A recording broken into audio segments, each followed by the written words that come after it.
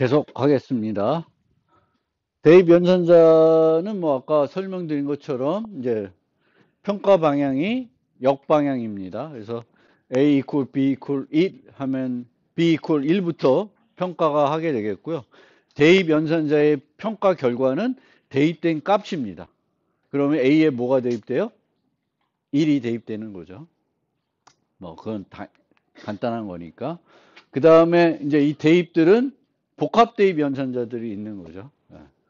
그래서 언어에는 이렇게 좀 더 원래 다른 걸로 다 할 수 있는 거가 있는데 굳이 이렇게 조금 더 간결하게 뭔가 표현할 수 있는 형태가 있으면 이제 사용을 하게 되겠죠. 그 중에 대표적인 거가 이런 복합 대입 연산자예요. 복합 대입 연산자 없이도 A 이퀄 A 플러스 1 하면 되는데 그게 귀찮으니까 A 플러스 이퀄 1 하는 거고 A 플러스 이퀄 1도 귀찮으니까 플러스 A 이렇게 하게 되죠. 예, 그게 이제 되는 거고요. 그 다음에 산술 연산자. 산술 연산자들은 다 이제 이항 연산자들이고요. 단항, 뺄셈도 있긴 있지만, 그래서 정수와 부동소수에 대한 산술 연산자 의미가 다를 수 있고요. 그 다음에, 그, 나머지 연산자가 있는데, 이 나머지 연산자는 곱셈 계열의 연산자예요. 곱셈 계열의 연산자고, 정수만 P 연산자로 취할 수 있습니다. 근데 이제 자바 같은 언어는 부동소수도 그 나머지 연산자를 할 수가 있고요. 근데 C++는 정수만 가능해요. 그런데 저는 나눗셈 이 나머지 연산자를 사용할 때는 이 P 연산자들이 모두 양수일 때만 쓰시면 좋을 것 같아요. 양수가 아니면 헷갈려. 물론 10으로 모두 하는 거는 조금 그래도 안 헷갈려요. 아까처럼 봤을 때 10으로 양수를 모두로 하게 되면은 양수가 나오게 되겠고, 음수를 모두 하면은 음수가 나와요. 근데 이게 10이 아니라 뭐 다른 수가 되면은 되게 직관적이지가 못해요. 그래서 저는 직관적이지 않은 것들은 그냥 코드에 안 쓰면 코드의 가독성을 약간 저해한다고 좀 생각하는데, 그래도 써야 되겠다. 어떤 의미인지 알고 싶다. 그러면은 요 의미입니다. 요렇게 해서 평가가 돼요. 그래서 마이너스 7 모드 2는 마이너스 1이고 7 모드 마이너스 2는 1이에요. 저게 이해가 돼요? 예, 저런 거 웬만하면 안 쓰면 되는 거고 7 모드 2가 1이라는 거는 쉽게 이해되는 거죠. 근데 이게 마이너스가 자꾸 붙게 되면은 헷갈려요. 그래서 가급적 안 쓰는 게 좋다. 이렇게 말씀드리고요. 뭔 의미인지는 보면 알겠는데 잘 안 쓰게 되고, 여러분도 가급적이면 굳이 음수일 때 음수이가 있으면은 나머지 연산자를 안 쓰는 게 좋겠다라는 거고요. 그 다음에 이제 플러스 마이너스가 있습니다.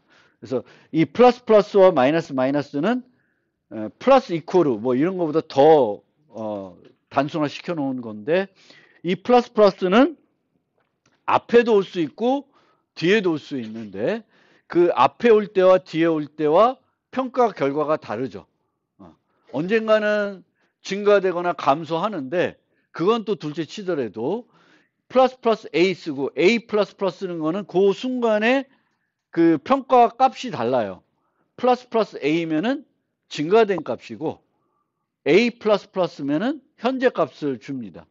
언젠간 A는 증가하겠지만, 그래서 이 플러스는 또는 마이너스는 사용하기에 따라서는 대단히 복잡합니다. 그 이해하기가, 코드가. 그래서 저는 가급적이면 이 플러스도 독립적으로만 쓰는 거를 좀 권장하는데, 쓰다 보면은 또 너무 라인 수가 증가되니까 그 라인 수를 좀 줄이기 위해서 이제 플러스를 약간은 복잡하게 하는데, 너무 복잡하게 막 여기는 안 나오나? 이런 거. 이거는 별로예요. 이런 것들은.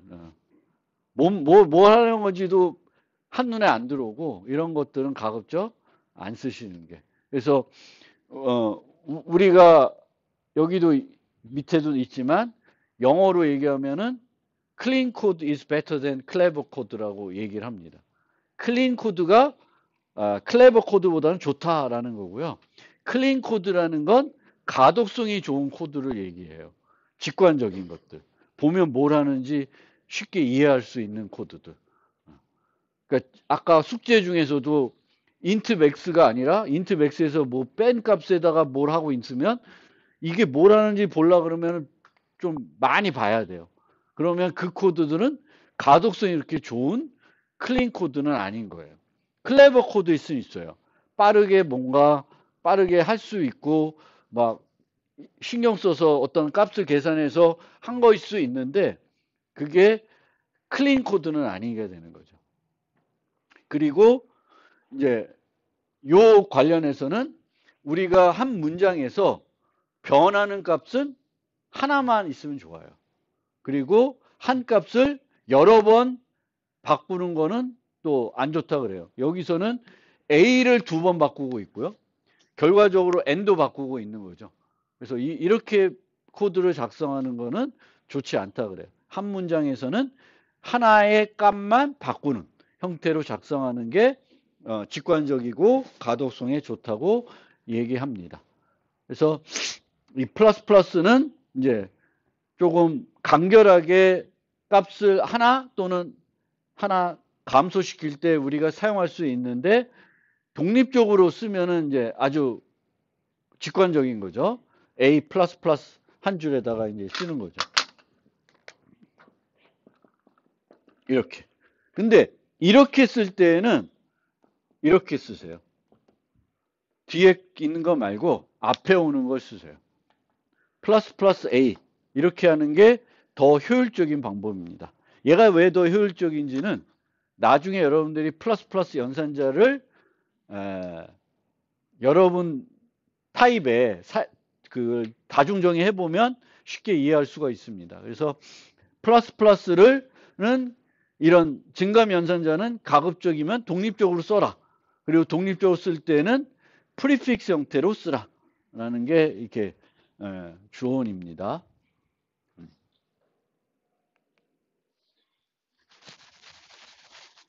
그 다음에 이제 비교 연산자 그리고 논리 연산자. 뭐 비교 연산자는 뭐 특별히 언급할 게 없고 논리 연산자는 이제 논리 곱, 논리 합, 논리 부정이 있는데 이 논리 합과 논리 곱은 논리 곱과 논리 합은 어떤 특징을 갖고 있냐면은 지연 평가, 단축 회로 평가를 한다 그래요. lazy evaluation. 게으르다라는 거죠. 이 게으르다는 건 좋은 거예요. 프로그램 입장에서 좋은 거예요. 그러니까 lazy evaluation 한다는 거는 내가 작성한 식 중에 아예 평가를 안 한다는 거예요. 안 할 수 있다는 거예요. 평가를. 그러니까 여기 보면 이렇게 되어 있는데 논리 곱이잖아요. 그럼 앞에 있고 뒤에 있으면 이 왼쪽에 있는 걸 무조건 먼저 평가를 합니다. 그래서 평가를 했더니 논리 곱의 경우에는 앞에 게 false이면 뒤에 거와 상관없이 전체가 뭐가 돼? false가 되죠. 그러면은 뒤에 거를 평가를 해요, 안 해요? 평가를 안 합니다. 그게 지연 평가예요. 평가를 안 한다는 거예요. 평가를 안 하면 속도가 빨라지는 거예요. 불필요한 거를 안 하는 거니까. 근데 lazy evaluation을 해주는 연산자가 뭐가 있냐? C++에 논리 곱, 논리 합 두 개가 있고요. 또 뭐가 있냐면은 안 나와 있나? 여기 안 나와 있는데 아까 썼던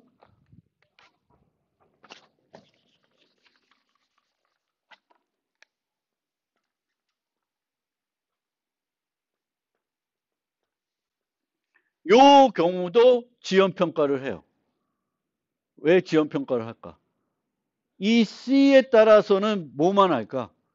C가 참이면 요것만 평가를 해요. C가 거짓이면 요것만 해요. 이 와는 안 해요. 그래서 C++에서 지연 평가를 하는 연산자는 3개가 있습니다. 논리곱, 논리합, 그리고 사망 선택 연산자. 요 3개는 지연 평가를 한다라는 거고요. 그 다음에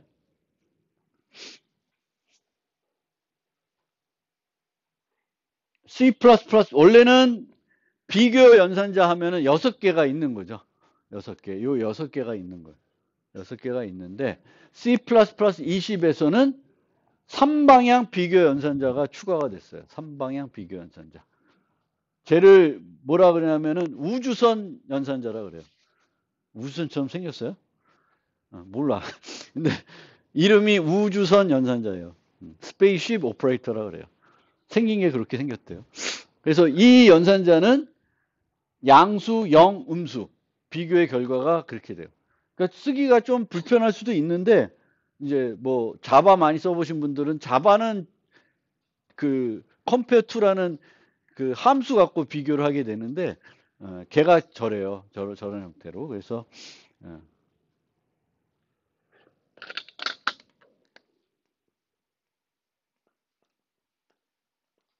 이런 식으로 써야 되거든. 그러니까 조금 불편하죠. 근데 이제 3방향 연산자가 들어왔어요. 근데 3방향 연산자는 왜 추가가 됐냐면은 나중에 연산자를 다중정의할 때 편해요. 얘만 정해 놓으면 저 6개가 그냥 확 들어와요.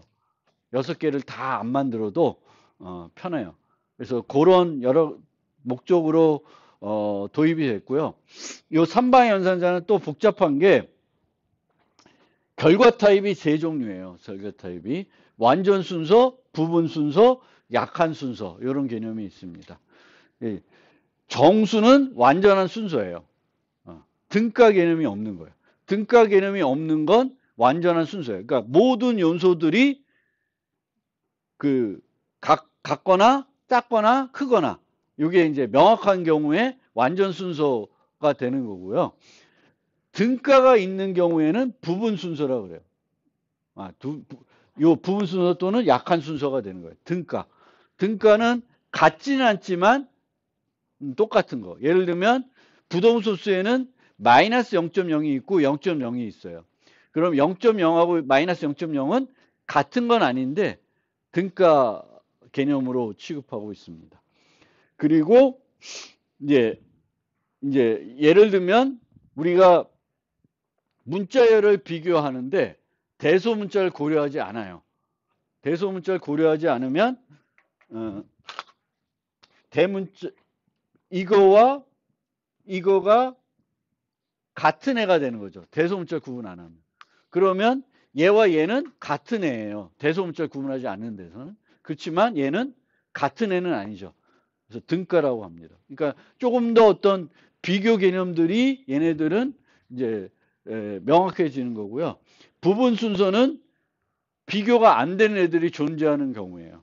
어떤 애들이 비교가 안 되냐? 부동소수는 NaN이라는 게 있어요. 허수들이 만들어질 수 있는데 이 허수와 뭐를 비교하면은 누가 더 크다라는 개념이 있을 수가 없습니다. 그래서 그런 경우에는 이제 부분 순서라 그래요. 그래서 내가 정의한 타입에서 내 타입은 완전한 순서가 될 수도 있고 부분 순서가 될 수도 있고 약한 순서가 될 수도 있고 거기에 맞게끔 이제 나중에 배우겠지만 다중 정의할 때 그걸 고려해서 이제 처리해야 됩니다.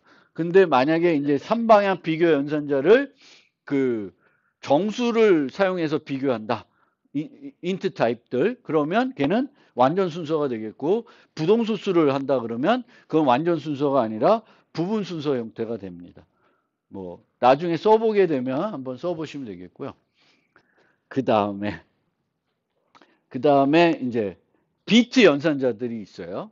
뭐 비트 연산자들을 우리가 많이 사용할 일은 없는데 간혹 비트 연산자를 활용하게 되면은 성능을 향상시킬 수가 있습니다. 성능을. 그래서 이제 결국에는 그 컴퓨터로 컴퓨터로 표현된 데이터는 결국에는 뭘로 표현돼요? 비트로 표현이 되겠죠. 그래서 우리가 정수를 처리할 때 정수는 이제 이해 보수 표현법을 쓰는데 이 표현법이 어떻게 생겨 먹었는지를 이용해 가지고 식을 만들 수가 있어요. 우리가 일반적으로 아는 게 아닌 식 대신에 그러니까 예를 들면 여기에 있는 것처럼 어떤 정수가 짝수인지 홀수인지 알고 싶어요. 그럼 어떻게 해요?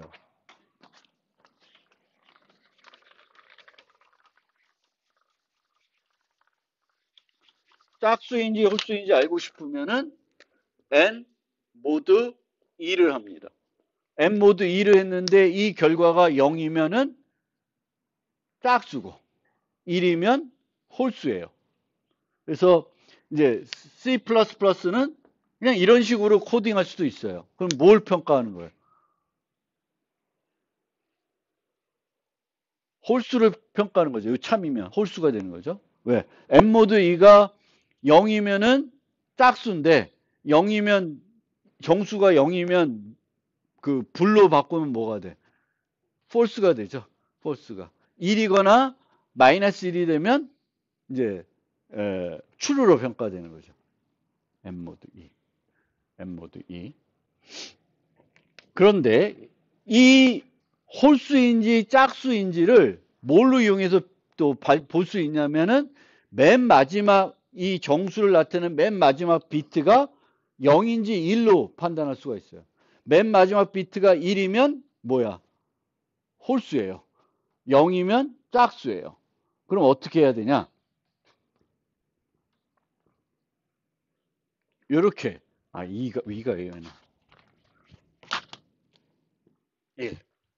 1로 AND를 시키면은 이 AND는 이 1은 0000001 형태가 되는 거죠. 이 n은 막 뭔가 있겠죠. 그렇죠? 그러면 0하고 AND 하면은 이 앞부분은 다 뭘로 돼? 다 0이 되죠. 그리고 여기 끝이 1이면 1이 될 거고 0이면 0이 되잖아요. 그래서 맨 마지막 비트가 어떤 비트인지 알고 싶으면 뭘 해주면 돼요? AND 하면 되겠죠. AND. 그래서 if 이렇게 하면 돼요. 그럼 얘는 뭘 판단하는 거예요? 얘가 참이면은 홀수인 거죠. 홀수인 거. 홀수인 경우에. 이 다른 언어 얘기해서 좀 거시기 하지만 자바는 이렇게는 못 써요. 이렇게 쓰면 자바에서는 에러 나요. m 모드 2 하면 정수니까. 요 조건식이 자바에서는 무조건 그 불리언 타입으로 평가가 돼야 돼요. 그러면 이제 아까랑 똑같은 거 하려면 이렇게 해야 돼요. 이렇게 해야 되겠고 이렇게 하게 되면은 이 n이 홀수이면 이게 동작을 안 해요. 홀수이면 동작 안 하니까 음수이면 동작을 안 해요. 왜? n이 음수이면은 n 모드 2 값은 마이너스 1이 됩니다. 마이너스 1. 근데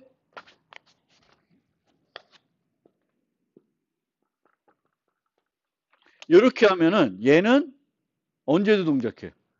양수일 때도 음수일 때도 다 동작을 합니다. 그리고 나누기 2를 하는 것보다는 이제 AND 하는 게 곱셈 이 연산보다는 비트 연산이 항상 더 효율적인 연산이에요. 그래서 그 우리가 비트 표현을 잘 이해하고 있으면 이제 할 수가 있고요. 좀 더 효율적으로 식을 세울 수가 있습니다. 그 다음에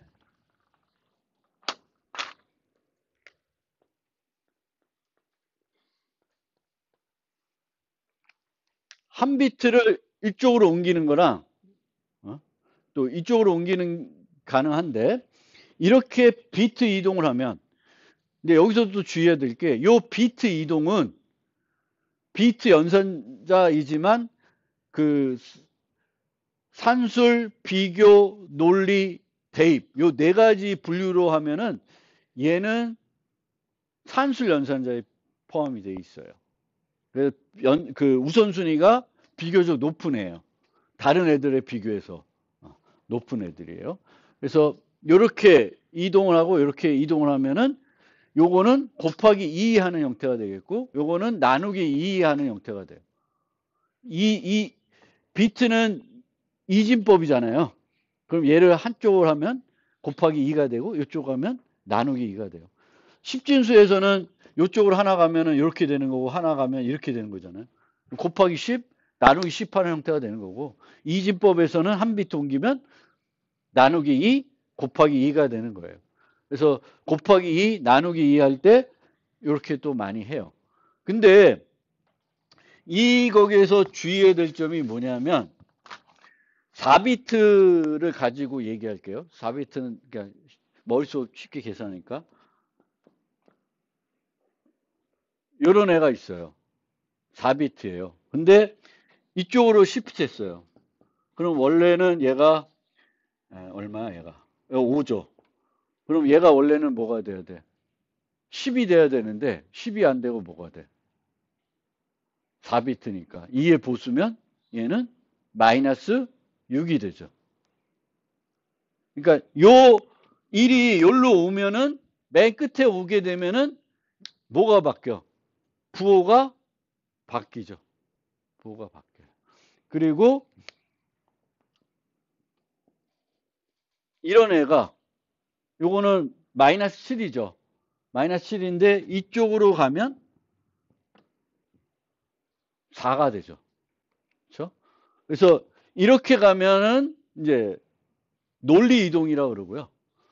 그래서 논리 이동을 안 하고 보통 이쪽 가는 거는 무슨 이동을 하냐면 산술 이동을 해요. 산술 이동을 하게 되면은 이제 비트가 이동하는데 여기가 1이었으면 1로 채우는 거예요. 어떻게 되냐면 1100이 돼요. 그러면 나누기 2한 효과가 나타납니다.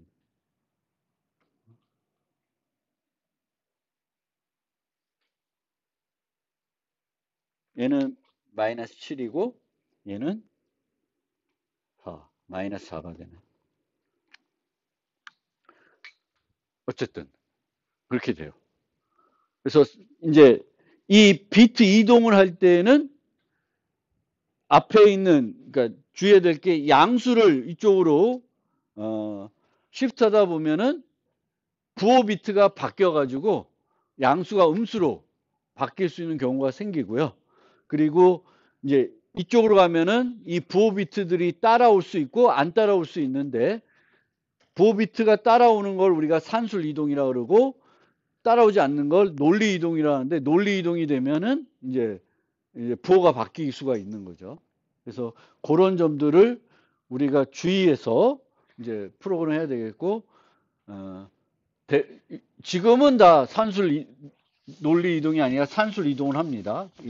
우리 그 C++에서는 그 다음에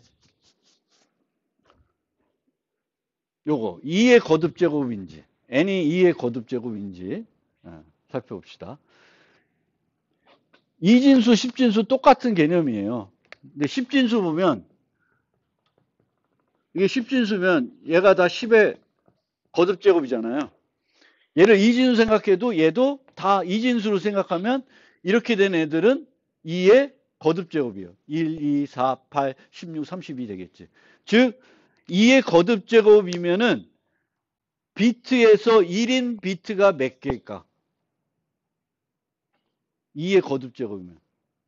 그 정수를 나타내는 비트로 표현했을 때 1의 개수, 1인 비트의 개수가 몇 개? 하나밖에 없어요. 그러면 내가 어떤 정수가 2의 거듭 제곱인지 알고 싶다. 그러면은 뭐 여러 가지 방법이 있겠는데 비트를 이용하게 되면은 뭘 파악하면 돼요? 1의 개수가 몇 개인지 아니, 비트가 1인 애가 몇 개인지 파악하면 돼. 한 개면 2의 거듭 제곱이고 한 개가 아니라 여러 개면 이제 2의 거듭 제곱이 아닌 거예요. 그럼 무식하게 여기 있는 비트를 카운트하려고 그러고 어떻게 하냐면 32비트면은 32번 반복하면서 요 값을 여기로 갖고 와야 돼요. 하나씩. 그러니까 하나씩 이동하면서 요 끝에 있는 비트 값이 1인지 아닌지 보는 거예요. 그거를 32번 하면은 1이 몇 개 있는지를 파악할 수 있겠죠. 우리가 중간에 얘가 1인지를 보려고 그러면 얘를 갖고 와야 돼요. 그러니까 계속 n 모드 2이면 플러스 플러스 카운트를 하고 그 다음 반복에서는 얘를 이쪽으로 시프트하고 다시 보고 또 시프트하고 보고 이렇게 이거를 몇 번? 32번 하면은 그 비트가 1인 애가 몇 개인지를 파악할 수가 있습니다. 근데 그렇게 2의 거듭 제곱을 판단하기 위해서 32번 매번 고정적으로 반복하는 것은 조금 별로예요. 더 효과적인 방법은 뭐가 있나?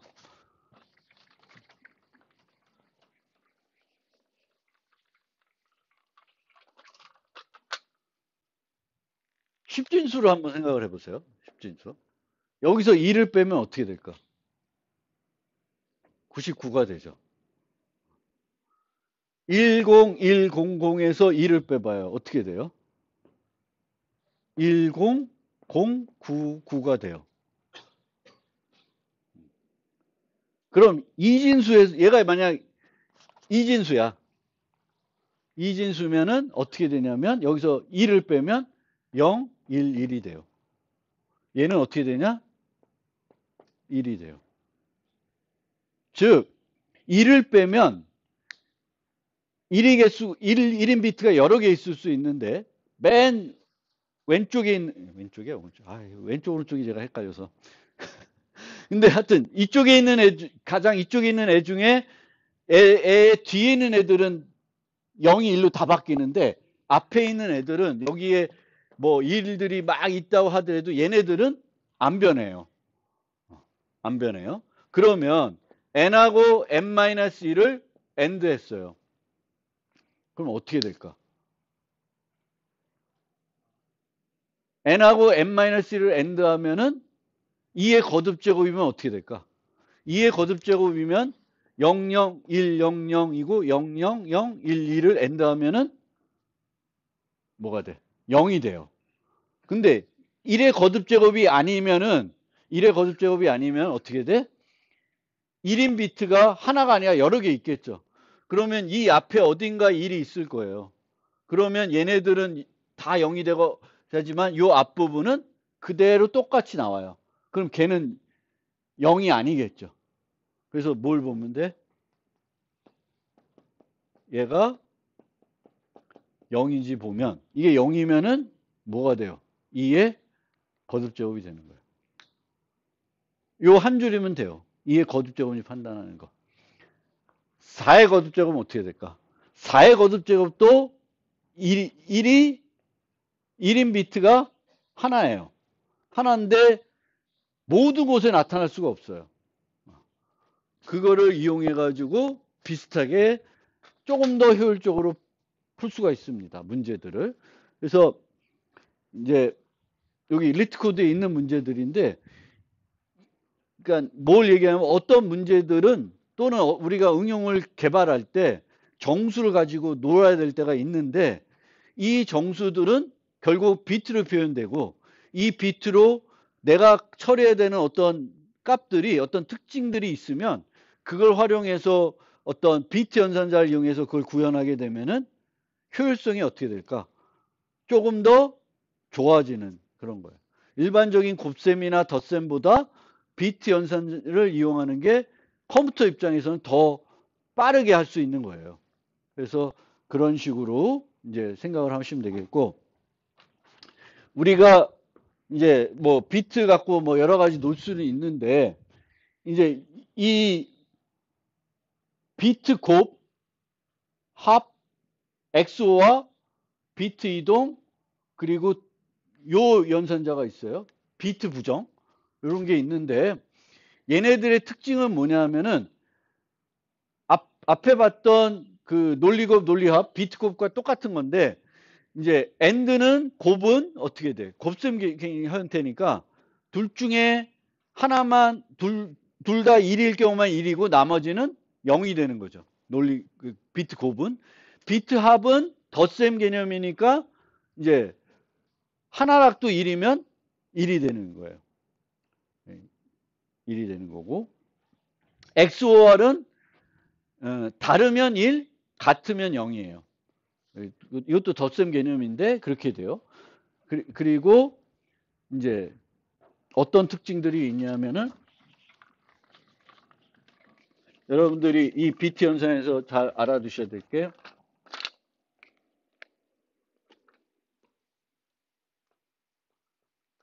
모두 1인회를 AND했다. 비트가 30비트가 모두 1인회야. 그걸 A와 AND 했어요. A가 30비트 정수인데 그러면 뭐가 돼? A가 돼요. A가 되고 A AND 0은 요거는 0이 되고, OR은 모두 1인회를 OR하면 어떻게 돼? 모두 1이 돼. 뭐 있을 일 별로 없어요. 근데 A, O와 0 하면 어떻게 돼? 요거는 A가 되겠죠. 그렇죠? 그걸 이해하시면 되겠고, A, X와 0은 A예요. 그리고 A, X와 A는 0이에요. 똑같으니까. 똑같으면 0이에요. X와는. 그래서 요 특징만 잘 기억해 두시면 필요할 때 활용을 할 수가 있습니다. 그리고 우리가 보통은 if문에서 A 이렇게 하잖아요. 이렇게 이제 둘 다 참일 때 뭘 하고 싶다. 그러면 A and B 이렇게 하잖아요. 하는데 얘 대신에 얘를 쓸 일은 없어요. 얘를 쓰는 순간 뭘 우리가 포기하는 거냐면 레이즈 이밸류에이션을 포기하는 거예요. 그러니까 레이즈 이밸류에이션인 건 원래는 얘만 평가한 다음에 이제 결과를 알게 되면은 B를 평가를 안 하잖아요. 근데 얘를 이렇게 쓰면 A, B 이렇게 쓰면 이거는 A, B를 무조건 다 평가를 한 다음에 그거를 엔드 시켜봐야 되기 때문에 레이즈 이밸류에이션을 안 합니다.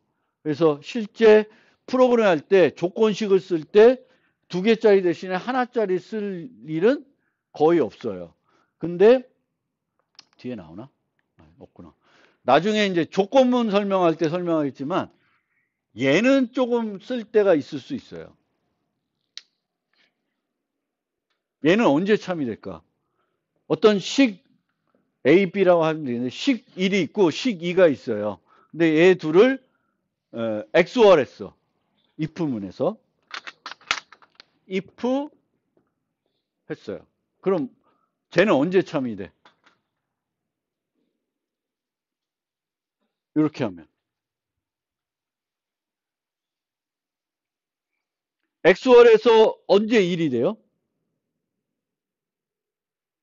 하나가 0이고 하나가 1인 경우. 1, 0, 0, 1.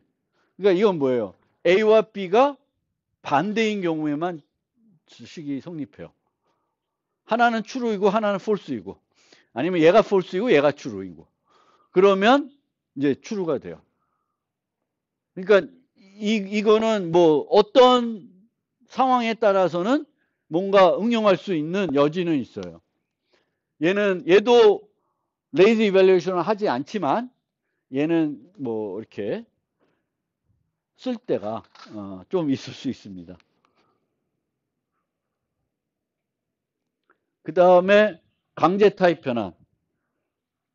필요에 의해서 이제 타입을 내가 변환해야 될 때가 있습니다. 그때 쓰는 게 이제 강제 타입 변환 연산자인데, 원래 우리가 쓰는 형태는 CS 어떤 형태는 이 형태예요. 가로 열고 타입을 줘요. 단항 연산자고요. 그럼 뒤에 오는 P 연산자를 이 타입으로 강제적으로 바꿔줘요. 물론 강제적으로 바꿀 수 없으면 문법 오류고요. 근데 바꿀 수 있으면 바꿔주는 거죠. 근데 이제 C++ 도입되면서 아주 쓰잘데기 없이 이런 애도 만들어 놨어요. 그러니까 이거 함수 형태로 쓸 수 있게 더블 가로 열고. 근데 저거 쓰는 사람 거의 없어요. 있다는 것만 알아두시고. 주로 이제 C에 썼던 건데, C++에서는 이제 타입 변환하는 목적이 이제 다 다를 수가 있어요. 목적에 따라서. 그래서 타입 변환하는 목적에 따라서 4가지 중 하나를 쓰라고 권장하고 있습니다. 주로 우리가 많이 하는 게 스태틱 캐스트 하는 거예요. 예전에 썼던 요 형태가 바로 요 형태로 생각하시면 돼요.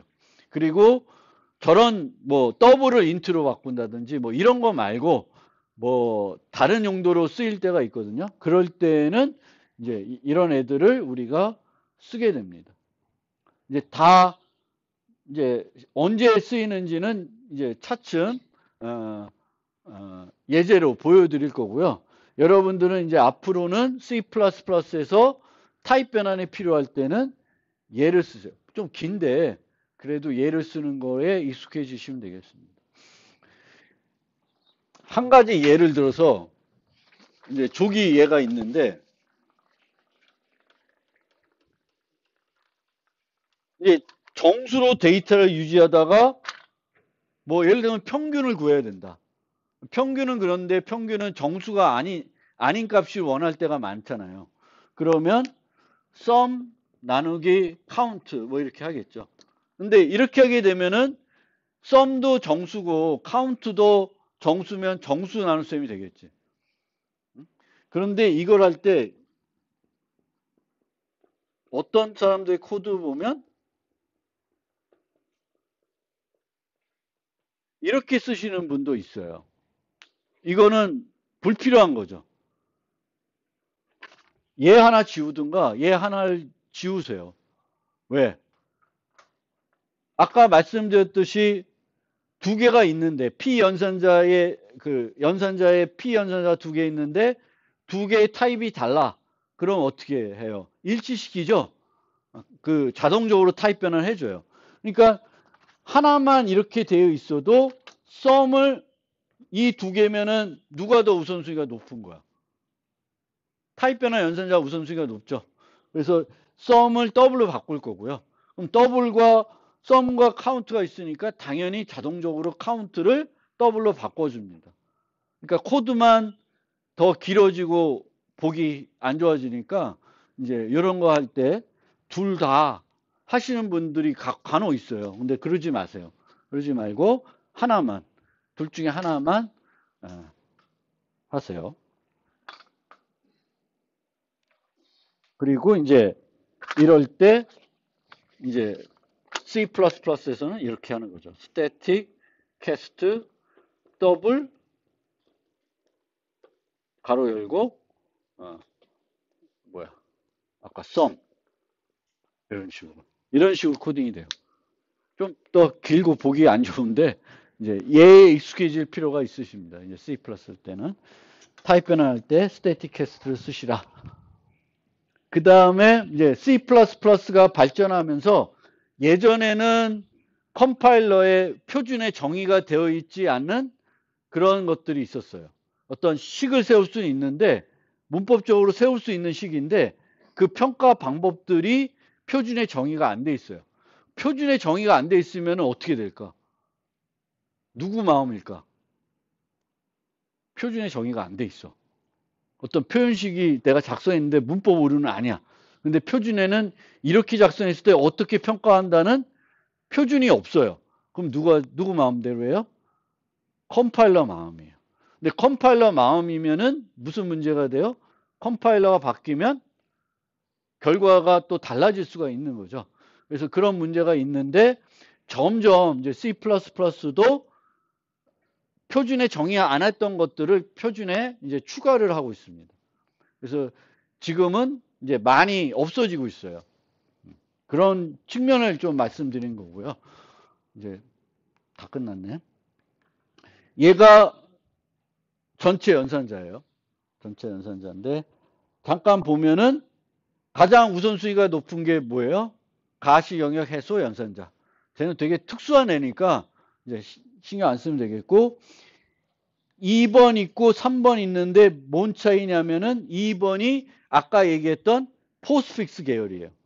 P 연산자 뒤에 연산자가 오는 형태가 되겠고 3번은 P 연산자 앞에 와요. 앞에 와요. 앞에 오는 형태가 되겠고 그러면 우선순위가 누가 더 높아?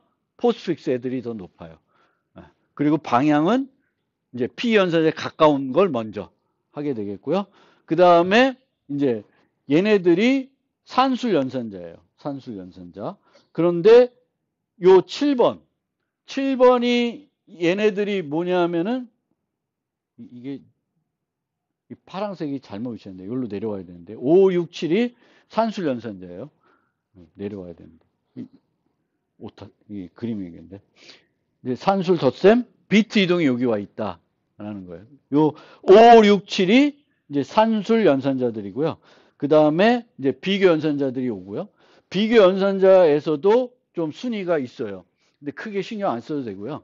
그 다음에 그 비트 앤드 오와 X와 O가 요 순서대로 논리급 논리합이 요 순서대로 이제 그 있고 그 다음이 이제 그 대입 계열이에요.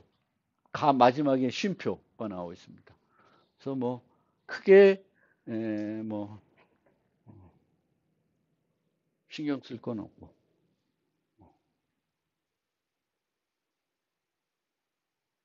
파란색 위치가 잘못됐네. 어쨌든 기본적인 거예요. 그래서 우선순위 평가 방향 뭐 그거를 좀 잘 기억해 주면 좋겠습니다. 산술, 비교, 논리, 대입. 대부분 순방향. 역방향인 것 이제 프리픽스, 대입 계열. 이렇게만 이해하시면 뭐 다 되겠습니다. 오늘은 여기까지.